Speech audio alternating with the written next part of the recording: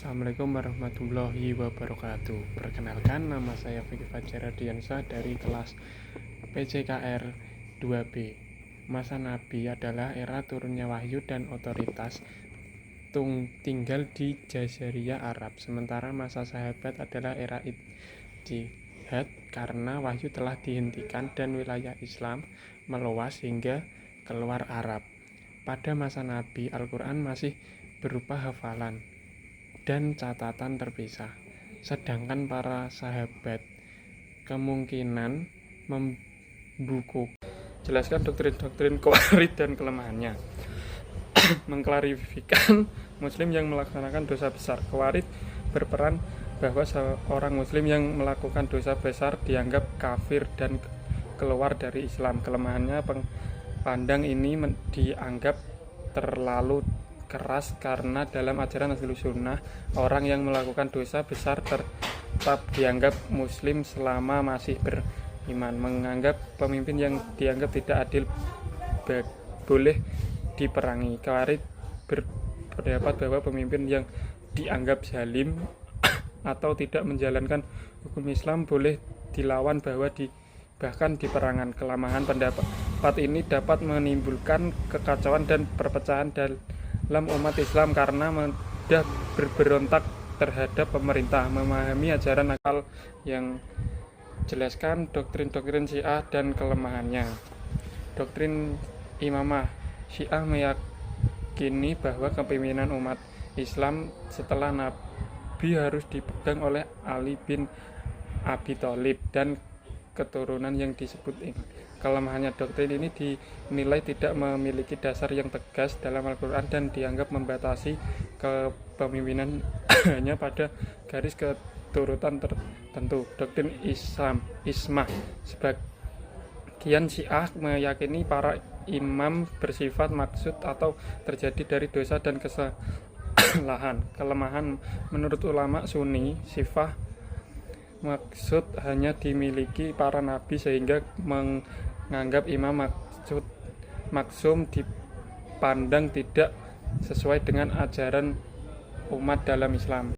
Halaman 49 nomor 1. Jelaskan mengapa aliran Asy'ariyah dan Maturidiyah disebut aliran yang paling layak mendapat predikat firqah najiyah atau aliran yang selamat.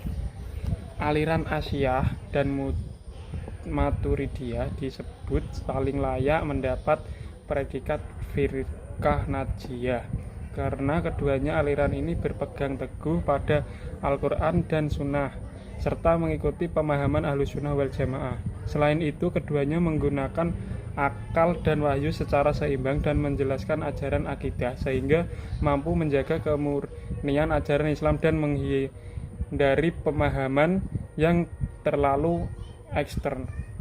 Aswaja bermula dari perbedaan pandangan politik pasca wafatnya Nabi Shallallahu Alaihi Wasallam, terutama saat suksesi kepemimpinan khalifah.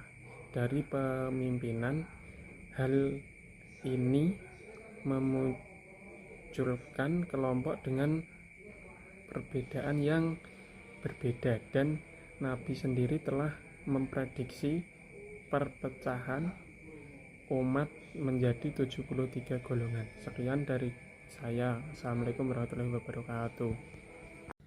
Kita mengikuti mazhab 4. Mazhab Al-Arba'ah karena ilmu terpercaya disusun oleh Imam besar Abu Hanifah, Malik, Syafi'i, Ahmad yang keilmuannya diakui.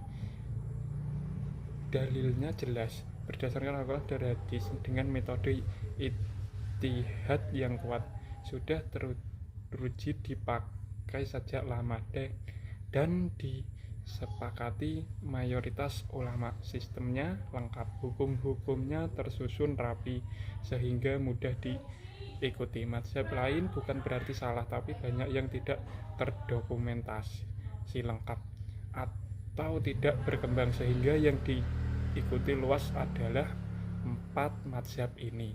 Terima kasih. Assalamualaikum warahmatullahi wabarakatuh. Assalamualaikum warahmatullahi wabarakatuh. Perkenalkan, nama saya Vicky Fajar Radiansyah dari kelas PCKR 2B. NIM 250701111. Di sini saya akan melaksanakan tugas aswaja di halaman 119 nomor 1. Mazhab adalah cara atau metode ulama dan menetapkan hukum Islam berdasarkan Al-Quran dan hadis. Hukum bermadzhab, orang awam wajib ikut mazhab.